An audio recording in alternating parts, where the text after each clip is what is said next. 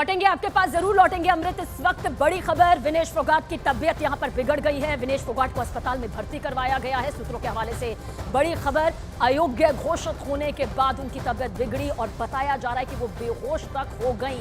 एक बहुत बड़ा झटका, जाहिर सी बात है व्यक्तिगत तौर पर विनेश फोगाट के लिए भी, क्योंकि वो पूरे भारत का प्रतिनिधित्व कर रही थी और ऐसे में उनके लिए भी, क्योंकि एक लंबा सफर, एक कड़ी मेहनत उन्होंने यहां पर की। हालांकि उनका परिवार, पूरा देश के प्रधानमंत्री, चाहे वो पक्ष हो विपक्ष हो, हर कोई इस वक्त विनेश फोगाट के साथ में है, लेकिन उनकी तबीयत यहां पर खराब होने की खबर सामने आ रही है। विनेश फोगाट को अस्पताल में फौरन भर्ती करवाया गया।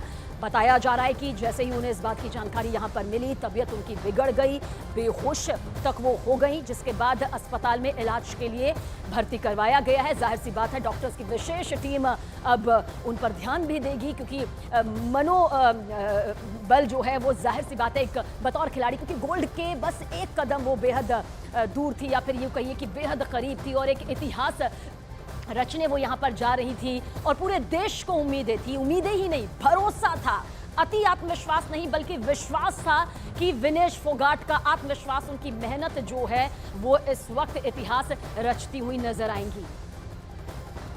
तो विनेश फोगाट की सेहत को लेकर इस वक्त की ये बहुत बड़ी खबर आप तक पहुंचा रहे हैं। उनकी तबीयत बिगड़ी है, जिसके चलते उन्हें अस्पताल में भर्ती करवाया गया है।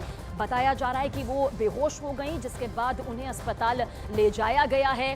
देखिए, एक खिलाड़ी के तौर पर एक सफ़र रहता है, वो कड़ी मेहनत, वो संघर्ष, वो जज्बा, हौसला, जुनून, जिसकी कहानी विनेश फोगाट ने यहाँ पर बचपन से लिखनी शुरू कर दी थी। गीता बबीता को अपने आंखों के सामने किस तरह से उन्होंने देखा, और फिर उनके चाचा को भी हम सुन रहे थे, महावीर फोगाट, जिनकी अपनी एक अलग संघर्ष की कहानी रही है। बेटियों को उन्होंने इस कदर धाकड़ बनाया कि आज वो देश की बेटियां कहलाती हैं। ऐसे में हर किसी को उम्मीद थी, और उन्हें भी पूरी इस बात की उम्मीद थी कि गोल्ड जो है वो भारत के नाम ही होगा। अमेरिका की कुश्ती की चैंपियन सारा एन से उनका मुकाबला यहां पर होने वाला था। वो भी एक बेहतरीन खिलाड़ी थी, और ऐसे में कहा जा रहा था कि विनेश फोगाट उन पर जीत जरूर हासिल करती।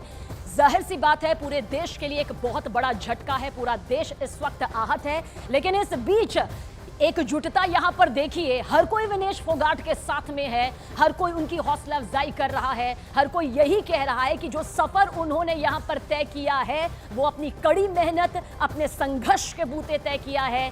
देश का सीना गर्व से चौड़ा हुआ है, देश का सिर ऊंचा हुआ है।